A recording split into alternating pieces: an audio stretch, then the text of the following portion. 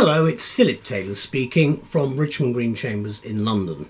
Today I'm looking at a book which has come to us from Hart Publishing. It's part of the Bloomsbury Group.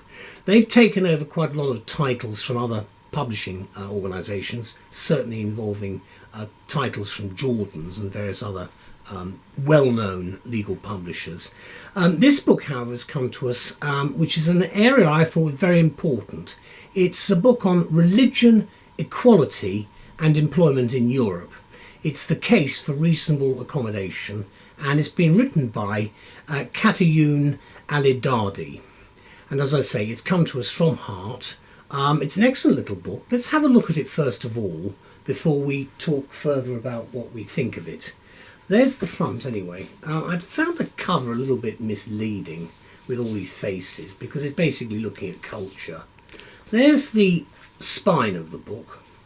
And then at the back, all you've got on the back are some effectively general recommendations for the book, written by reasonably well-known people. You can't really read much of that because it's inverted with the colours, but you can see that there is quite a lot. In the dust cover itself, on the back, there's some information about Professor Alidadi. She's a very established figure. You can see the information there. On the front there's some general blurb about the book itself. The book runs to some 280 odd pages, just under 300 in fact. There's an index at the back. The index is done on page numbering, so you shouldn't have any real difficulty in finding what you're looking for. Then you've got a bibliography. This is a learned treatise in many ways. It's a very substantial work, and the good professor has put a lot of effort into it to produce some interesting information. That's the blurb again, which is that's actually on the dust sheet, but it's also in there at the front as well.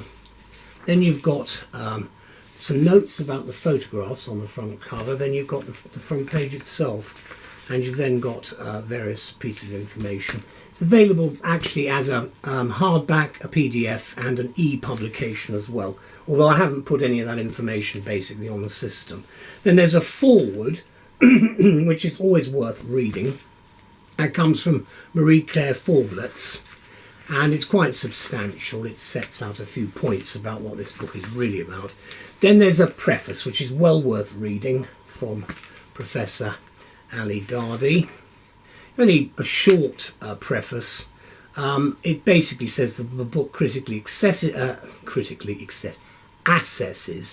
and evaluates the legal protections for the religion or beliefs of employees in private sector employment within a multi-layered European normative framework. So there's a lot of detail straight away. Then there's some acknowledgements. Then after that you've got a detailed content section. And there's quite a lot of information there running through the various parts. It's split into parts, and you can see a lot of information as I'm running through. It runs all the way through to 6 main headings, if you like, within the various parts. So what you've got, part 1 and part 2, with 6 chapters all the way through.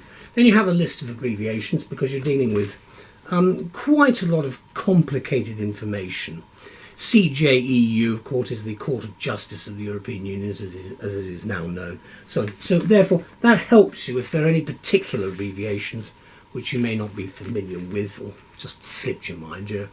Table of cases, quite useful, starting with the European Court, then various nation-state cases. Then we get on to the subject itself. There is the headline. Then the paragraph, bit of paragraph numbering and lots of footnotes all the way through. Then there's a bibliographical at the information at the back. You can see the footnoting all the way through. It's a learned work, as to be expected, both by the Hart Publishing organisation and of course by people such as Alidadi, who comes obviously from a very high academic level of discussion. She holds a PhD in law from the KU Leuven University and an LLM from Harvard Law School in Cambridge, Massachusetts. So there we go, we've got an important book here. Now the question then is, how important is it for us as people who are looking at this, and what area are we looking at? Because could be jurisprudence, it could be more of a general practical viewpoint that we might be looking for. But I think also it's a matter of looking to see where we are going as a society at the moment with the issues of religion and equality in the employment market within Europe, because there are frankly a lot of problems which are developing and they're not going to go away. So we've therefore got to have something to get some idea of where we're going. So Elizabeth, who wrote most of the review, she and I had a long discussion about this book, and I decided in the end it was best if she wrote the main review and then I would deliver what I believe are the main points coming from our written review, which is on the web and in the journals. Our title anyway is Accommodating Religious Beliefs in the Workplace. Are there limits? Now that's a very important question, mainly because the limits can either be imposed within the organisation, the workplace organisation itself, or by a parliament or an organisation. For instance, we have the equality legislation in the United Kingdom, which is meant to guarantee certain things.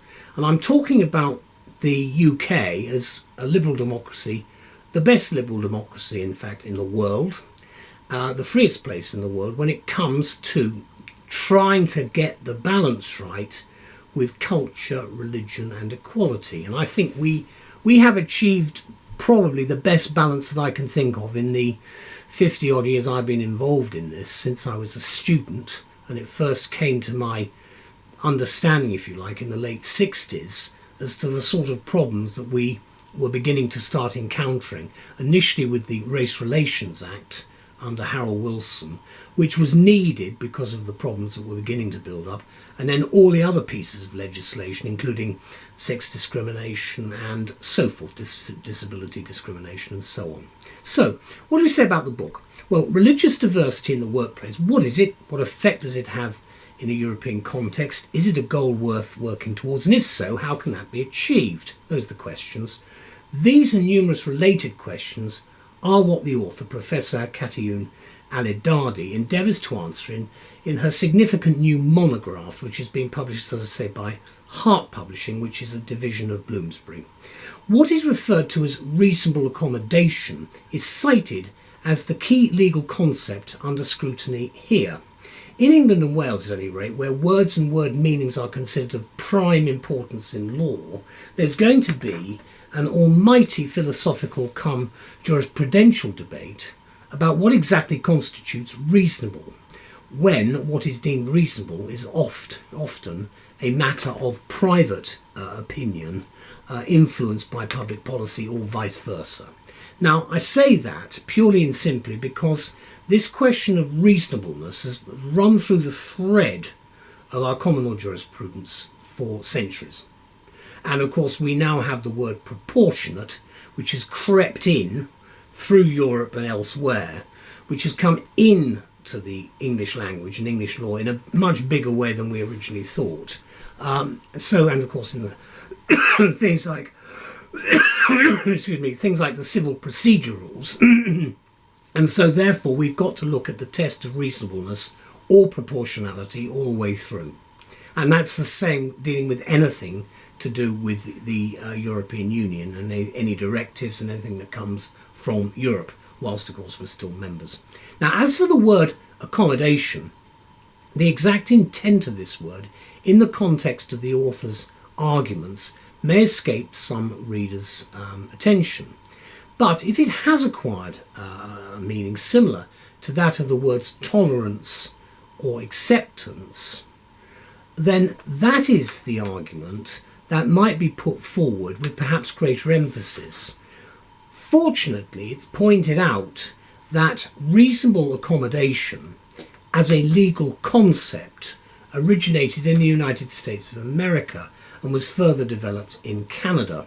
It was later extended in the US to issues of disability. So you can see, again, as I've said elsewhere and other people have commented, this is an area where we are getting influence quite heavily from America and other countries. But that's what, of course, it's all about. We obviously are not islands on our own. Some people think we are, but we aren't. Now, elaborating on this theme, The book gets down to specifics, citing numerous cases in 3 countries, namely Belgium, the Netherlands and Britain. I referred to the legal system actually of England and Wales when we talk about Britain here, as opposed to the separate legal systems in Scotland and Northern Ireland. Although for the purposes we might call it United Kingdom, but in essence it's the common law from England and Wales.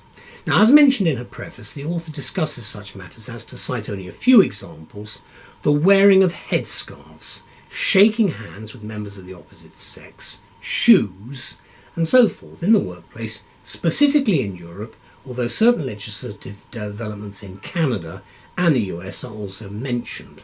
And these are delicate issues. They are serious issues. Some people, they are laughable issues, believe it or not, but they are very, very serious issues for a lot of people. So we must take notice of what is being said and work out a system, actually, which accommodates everybody's point of view, if that's possible, within reason. And if I say within reason, because that must always, I suggest, be the test. Now, as the author also points out, this is certainly a fast-growing area of law, but difficult to enforce and almost perilous to discuss as we come round once again to delicate matters of public policy and private opinion, the latter of which often holds the headscarves, for example, and other cranial coverings worn exclusively by women are worryingly outward symbols of an inner mindset which accepts male dominance and female subjugation. Where's the equality in that, they ask? And as for public policy, policy makers in governments might have read this book, might have a read of this book rather, bearing in mind that public policy making decisions can influence the continuing development of the law or be influenced or even subjugated by it. And of course, when we're talking about things like female head coverings, cranial coverings, think about the outrage when the miniskirt came in and people were shocked about the fact that women were showing thighs, that sort of thing. Again, you see the way changes have taken place over the years. The bikini, the swimsuit, all these things cause tremendous problems. And of course there's fashion to be taken into account, as well of course as rights and cultural requirements. Therefore we get back to the book also, and rather interestingly, note the on-off debate amongst certain scholars, some of them prominent Muslim scholars based in UK universities, including Oxford, that religious dress has little or nothing to do with religion. It's a cultural practice originating in the Middle East and for whatever reason has not evolved anywhere else. That's a viewpoint. Whether that's right or wrong, I'm not suggesting anything other than by pointing out that the words religious dress in this sense, again, if it's not adhered to and there isn't an accommodation, can be perceived to be an insult to a religious grouping. So you can see the arguments that are being developed. All that said then, this is what I would describe, and certainly Elizabeth has, as an impressive book and as distinguished work of scholarship. Copiously researched throughout and carefully argued, it was conducted as part of the interdisciplinary European Union funded research project on secularism and religious diversity in Europe, which culminated in the author's doctoral thesis defended at the Catholic University of Leuven as part of the Religicaire, that's the religious diversity and secular models in Europe. Now you can understand why people within Europe and the wider community are trying to address this matter at a relatively high philosophical and jurisprudential level. The emotion that is brought into this and the difficulties associated with it are such that there's always an attempt by scholars to look to see what the arguments really are when you sort of unwrap them from their, and peel them off and get to what is the core of the issue. Apparently then, this book here is the first full-length treatise to be published on this subject, which in the author's words deals with religion and work as part of the integrated policies in Europe.